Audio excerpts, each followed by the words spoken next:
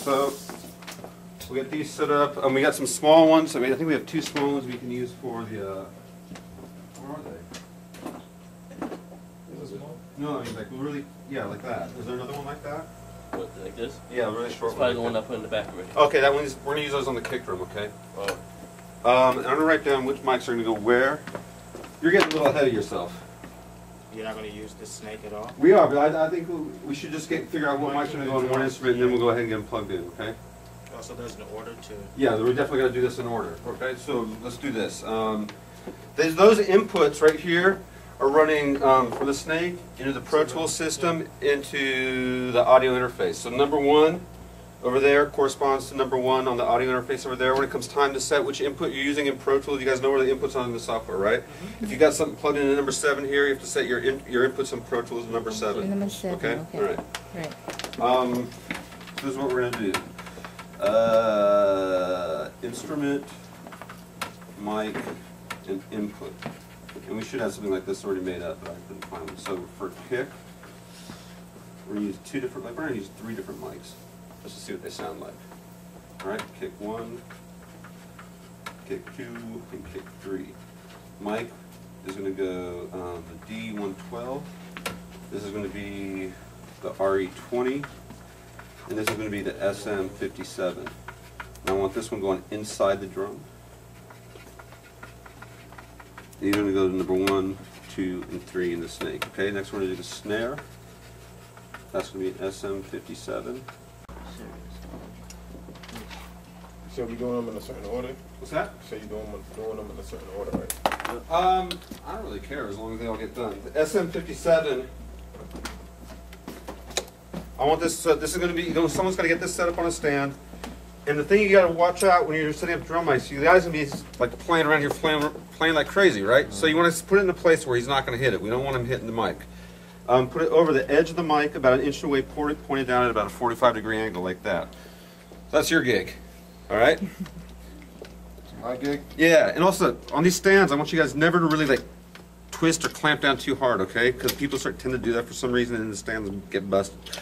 Oh yeah. All right, so then before Also, I do that, one thing else I forgot to show you guys is these clips right here. Okay, so all the mics have these clips. This thing just gets slides on right here, press down, put it in, snap it in place. We don't have to split up right now. And I know I told you it doesn't matter because it doesn't. You like some that was my. So what we're gonna do here, you hear there's a lot of reverb in here, right? Switch it over to or audio. something to like pull it back. Okay? So it's gonna pick up everything all around it. We're gonna use that for the room so Alright, put good. it back here somewhere. Is that a good mic for vocals? It's a good mic for almost anything. You guys know the names of the different drums in here, right? Right. Okay, got a snare drum. Those chains are rattling. That's what makes the snare drum sound different. Okay, we can turn the I'm not a drummer, by the way, but you can turn the snares off, and you get a very different sound. How do you turn the snares off on this thing? This better not end up on YouTube. Right here. Okay, so I turn the snares off. We're not touching the head of the drum anymore, and you get a very different sound of the drum. Okay. Right.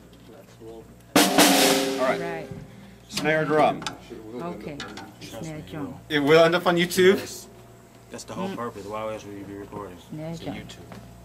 She's gonna put out MySpace. Side releases. You don't sign releases. High tom, Hi. medium tom. Okay. Medium. Track mounted toms. Then we got a floor tom here. So that was my question. So if you were to use just one mic, it's basically this is going to bleed over into that one. So that's why I was saying you can use 2 mics for the toms, right? We're going to use a mic on every tom, and there's going to be bleed on every mic. Okay, just because we have a mic right on the kick drum or right on the tom, it doesn't mean it's not going to pick up the other instruments. Okay, so we can, by the way we position the mic, we can try to minimize the bleed, but there's always going to be bleed from the other mics into the drum, and we can do different things about that. We can gate it, we can try different things, but there's going to be bleed. Okay, there's nothing we can do about it. All right, kick drum on the floor.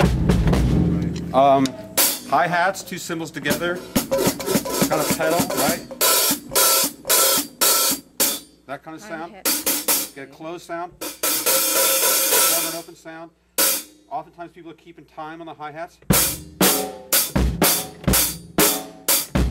And we got cymbals, right? The cymbals and the different cymbals are used for different purposes. You got crash cymbals, and then this cymbal.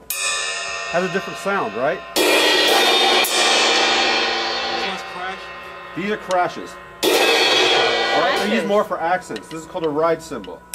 Right symbol. And that's, again, we can use it for keeping time on it the same way we might use the hi-hat. Alright, so different types of cymbals there. Alright, so let's get this thing I started. got a question. Yes. Am I Would going you to place? control? What's that? Am I going to control? Could you place like the microphone inside We're going to do the that. base or We're on the going to use outside? two. One's going on the outside and one's going on the inside. cool. I'm sorry. Oh, cool. Okay? This is going to pick up very different sounds on the drum. There you go. Where's the sheet? Now you're Good, recording. that's nice. We do need I the sheet. made, yeah, right here. Yeah, let's bring it in.